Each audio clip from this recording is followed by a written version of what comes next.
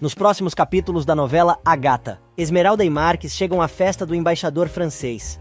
O primeiro a vê-la é Mariano, que mostra a moça para a mãe e diz que ficou muito feliz por ela estar assim, tão mudada. Silencioso apresenta a filha aos anfitriões, e Lorena fica passada.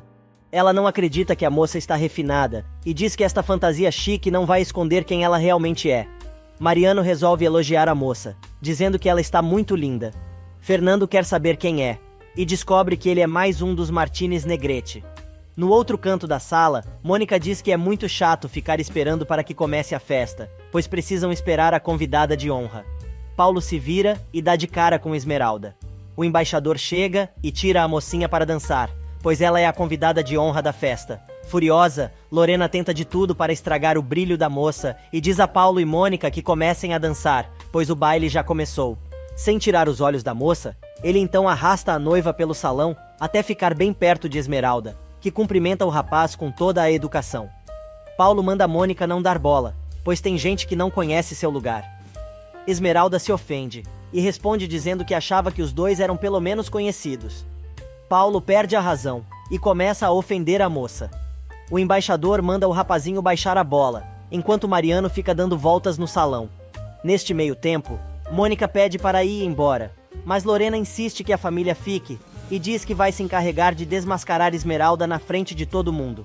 Paulo diz para a progenitora não se rebaixar e diz que pretende mesmo ir embora.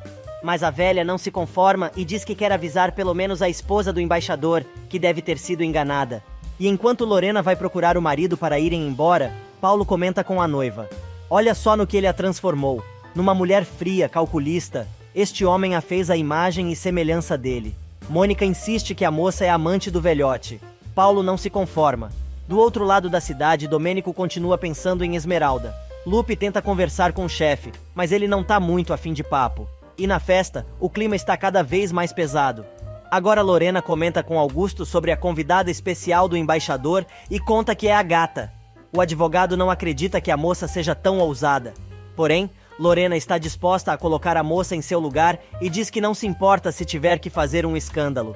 Neste meio tempo, Esmeralda pede a Silencioso para ir embora, mas o homem argumenta que eles não podem ir embora agora, pois perderia a batalha contra os Martínez Negrete, e lembra a moça de sua promessa, novamente. Já é tarde da noite quando Maria liga para a casa de Esmeralda. Mercedes diz que ela não está, e a moça resolve deixar para o dia seguinte, porém fica preocupada, pois não tem a quem contar o que está acontecendo.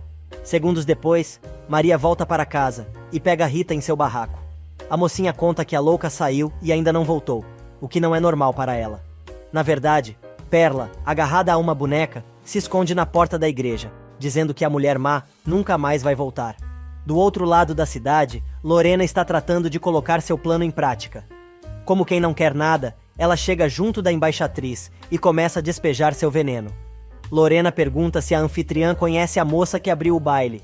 Ela diz que não, e a fofoqueira resolve contar que conhece muito bem a moça e revela que a garota tem uma história horrível, pois nasceu e foi criada dentro de um lixão. Lorena diz ainda que é o sujeito que acompanha a moça que tem bancado sua transformação nesta pseudo-senhorita que está ali apenas para enganar a todos. Silencioso percebe o papinho entre Lorena e a embaixatriz. Ele se aproxima e diz que quer alguns minutos da atenção de Lorena e diz que sabe que ela estava ali fazendo uma baita fofoca para a anfitriã. A mulher diz que não tem nada para conversar com ele, mas Silencioso a ameaça, dizendo que é melhor ela o ouvir agora, para não se arrepender depois. O verão está chegando. Você está aí cansada de se sentir insegura por causa do seu peso? A transformação do seu corpo pode estar a um clique de distância. Clique no link da descrição e saiba mais. Já é tarde da noite quando Perla consegue se esconder no mato perto do lixão, chorando muito e dizendo que desta vez não vai deixar ninguém levar sua filha. Enquanto isso, Fernando exige que Lorena retifique tudo o que falou de Esmeralda para a embaixatriz, pois ela estaria se arriscando muito se não fizer isso. Mas a petulância da megera é maior e pergunta o que iria acontecer se ela se negasse a desmentir a verdade. Silencioso então explica que ela estaria se arriscando a perder muito, pois passaria pela maior humilhação de sua vida. Porém, ela diz que não está sozinha e a família a apoia. O homem insiste em que ela deve aceitar Esmeralda em sua família.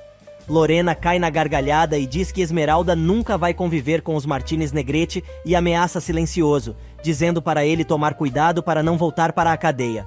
Porém, com toda calma, Fernando responde: "Tome cuidado, senhora, pois alguém da sua família vai tomar o lugar que deixei vago na prisão." Lorena ameaça chamar o marido e ele diz que adoraria ficar frente a frente com este ladrão, chamado Augusto. A mulher fica ainda mais irritada e o chama de covarde. Os dois discutem. Ele insiste em falar com o marido dela, porém ela não arreda o pé de sua posição. Silencioso, manda ela levá-lo até seu marido imediatamente. Esmeralda dá um jeito de achar um cantinho em que possa ficar sossegada. Ela encontra Virgínia e se apresenta para a moça, que a reconhece como o amor de seu irmão e jura que o rapaz ainda é apaixonado por ela. Neste meio tempo, Fernando vai ver Augusto e o advogado diz que não tem tempo para falar sobre abobrinhas, pois não costuma conversar com um pobre diabo ex-presidiário. O marido de Lorena continua humilhando o silencioso que resolve revelar que ele, na verdade, é Fernando Santa Cruz. E o chato do bonitinho acaba pegando Esmeralda conversando com Virgínia e já parte para grosseria. Mas a moça pede ao irmão que converse com Esmeralda em particular, mas os dois dizem que não tem nada para conversar. Dentro da casa do embaixador, Augusto fica bravinho, quebra a taça de champanhe e parte para a porrada. Porém, Lorena o segura. Silencioso continua provocando o velho e avisa que eles vão se dar muito mal nas suas mãos. Porém, Augusto pede para ficar sozinho com o cara, que reafirma que o advogado não tem ideia do alcance de seu poder e da sua vingança. O advogado quer saber o que Silencioso pretende e ele responde: "O que o senhor acha? Sou o homem de quem o senhor e seu sócio roubaram a fortuna, a liberdade e a honra. Portanto, quero tudo o que é meu." Mas Augusto não se dobra e diz que ele não tem direito a nada, pois há mais de 20 anos apenas se limitou a acusar um homicida que matou um querido amigo e conseguiu uma sentença justa. Porém, Fernando esclarece que, na verdade, ele conseguiu a pena máxima para poder desfrutar de sua fortuna e avisa: "Fique sabendo que em breve terá que prestar contas dos meus bens e da minha vida." Augusto diz que não sabe do que ele está falando e que é um advogado muito famoso. Por isso, ninguém vai acreditar que ele é um criminoso. Depois da discussão dos dois, Augusto volta a sentir dores que sinalizam a ameaça de infarto. Do outro lado da festa, Paulo continua enchendo o saco de Esmeralda e parte para cima da moça. Mas Fernando chega e aparta a briga. Neste meio tempo, Lorena percebe que o marido não está bem e pede para ir embora. Mas a mulher não quer ir para evitar que a gata comece a ganhar terreno na alta sociedade. Porém, o homem diz que naquela noite começou seu pior pesadelo chamado Fernando Santa Cruz. Enquanto isso, Perla continua apavorada escondida no mato e sonha com o dia em que sua bebezinha foi roubada de seus braços e jurou que a mulher iria acabar morrendo. Ela lembra também que o tal sujeito misterioso entregou a menina para Rita. A mulher acorda assustada e chorando muito. No dia seguinte, Lorena e Augusto comentam sobre o que aconteceu na noite anterior. O velho conta que Fernando o denunciou à ordem dos advogados e agora corre o risco de sofrer um processo.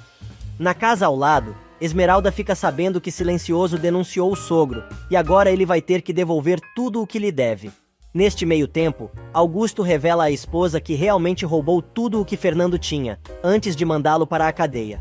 O advogado conta que Silencioso pode destruí-lo, mas Lorena não escuta nada e manda o marido esmagar a família vizinha com seu prestígio e posição social, declarando guerra de uma vez por todas.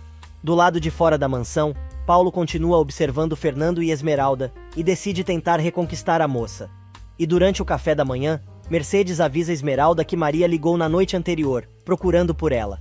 Enquanto isso, Lorena volta ao seu quarto para saber como está o marido. Ele pergunta se os filhos ainda não sabem da denúncia feita por Fernando, mas a mulher explica que ninguém tem noção de nada, ainda. Augusto diz que está com medo de que os filhos o desprezem quando souberem o que ele fez e não sabe como vai viver sem o apoio de sua família, afirmando: "Eu prefiro a morte ao me ver destruído e acabado." Algumas horas mais tarde, Esmeralda e Damian chegam ao barraco de Perla e encontram Maria chorando. A garota conta que Perla sumiu e não consegue encontrá-la. Neste meio tempo, a louca continua caminhando pelas ruas da cidade, indo para o mais longe possível de Rita e do lixão.